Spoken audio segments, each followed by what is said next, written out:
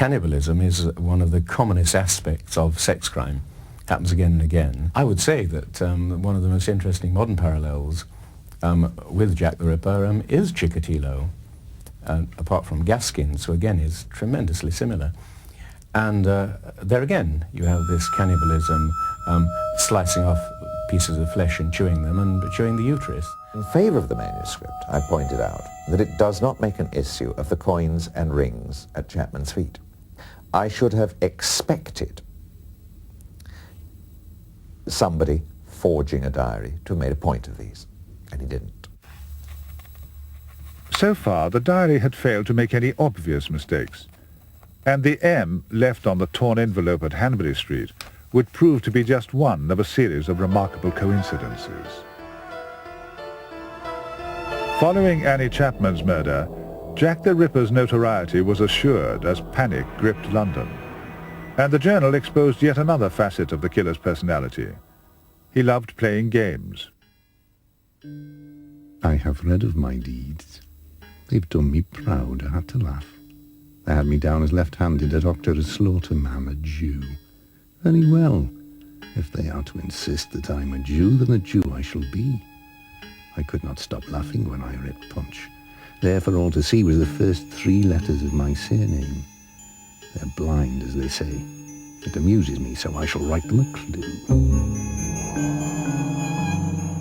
A few days after the cartoon had appeared in Punch, the Central News Agency received a letter which began, "Dear Boss, I keep on hearing the police have caught me, but they won't fix me just yet."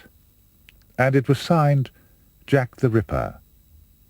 At last, a concerned public had a chilling but compelling hook on which to hang their anxiety. But had it in fact been written by the murderer? The diary was in no doubt. Before I am finished, all England will know the name I have given myself. But had the author of the diary finally made a mistake? In 1910, Sir Robert Anderson, the head of the CID at the time, had gone on record saying, I will only add here that the Jack the Ripper letter which is preserved in the Police Museum in Scotland Yard is the creation of an enterprising journalist. It was a view echoed by other eminent police officers of the day, and now many researchers have accepted that the so-called Dear Boss letter was probably a hoax. The question was, if the diary was a hoax, why would it deliberately contradict current popular opinion? We are getting to something that's very important, which is, I want to know, who wrote the Dear Boss letter? Well, yes, let's be clear about this. The debate centered on the fact that Anderson never specifically referred to the Dear Boss letter by name, but to the Jack the Ripper letter preserved at Scotland Yard. Another letter, known as the Lusk letter, had been sent to the chairman of the Whitechapel Vigilance Committee, together with half a human kidney, 2 weeks after the publication of Dear Boss. And there was some evidence to suggest that this particularly sordid communication could have been the work of the journalist in question. The problem was, the Lusk letter had been in the possession of the city police, and therefore could not have been the one Anderson had been referring to. At least, that was the current position, until our researcher found a report sent by an Inspector James McWilliam to the Home Office on October 29, 1888. In this confidential document, the inspector states that the Lusk letter had been forwarded to Scotland Yard.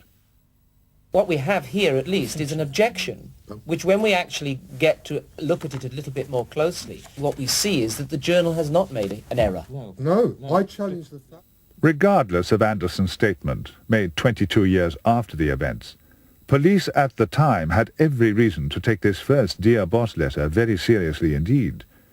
It had informed the authorities that there would be another killing very soon, and that the killer would remove his victim's ears. 3 days later, he struck again.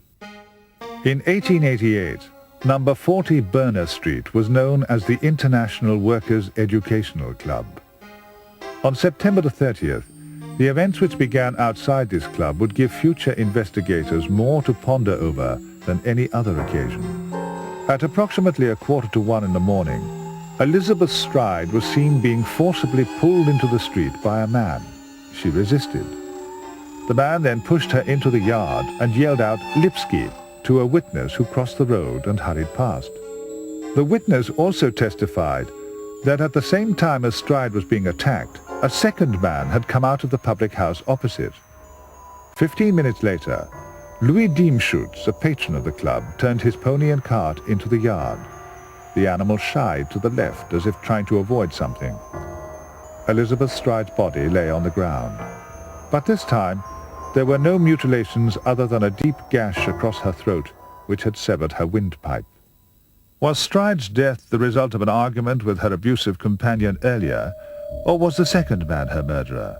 Was her death a totally independent incident, or another Jack the Ripper murder? Of course, the writer of the diary knew exactly what had happened that night.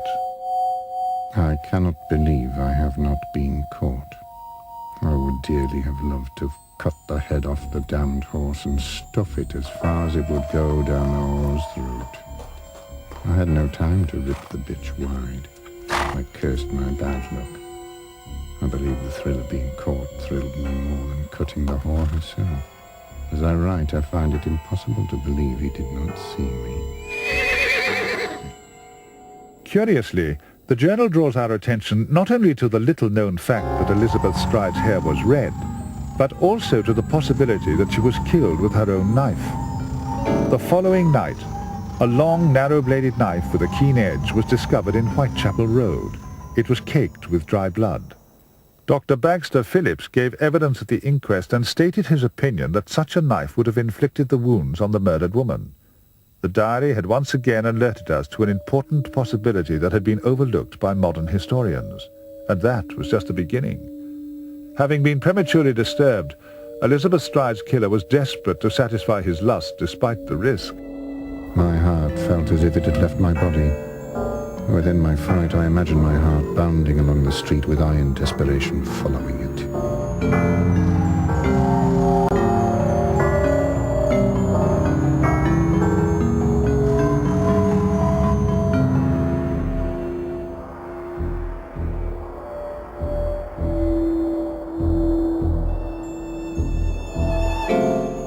My satisfaction was far from complete. Within a quarter of an hour, I found another dirty bitch willing to sell her words. An hour after Elizabeth Stride had been murdered, PC 881 Edward Watkins of the City Police passed through Mitre Square. The sight that greeted him was nothing less than diabolical.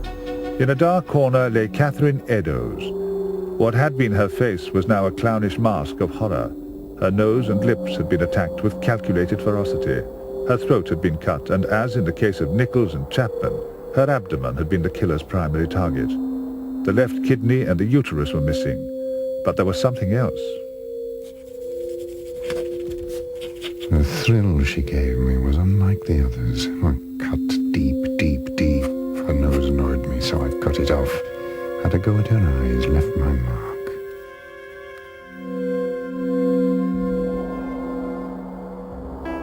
Under each of the victim's eyes had been carved two inverted V-shaped marks. Together they formed the letter M. The killer was playing games, and so was the author of the diary.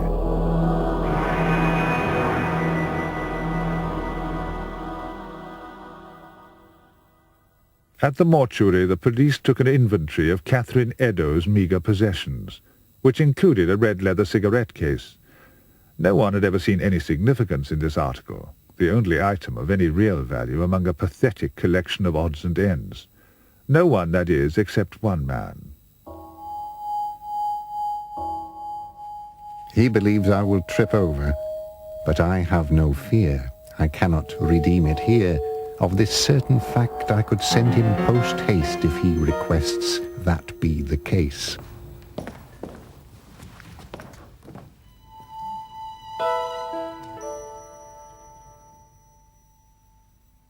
The diary was referring to Inspector Frederick George Abberline, the detective controlling the investigation on the ground.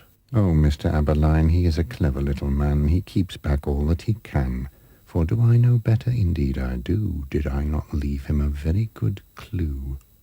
In an unpublished statement made at the time of Florence's trial, we discovered that according to George Bancroft, a friend of James Maybrick, He used to keep his drugs in what looked like a cigarette case, but this was not the only potential clue.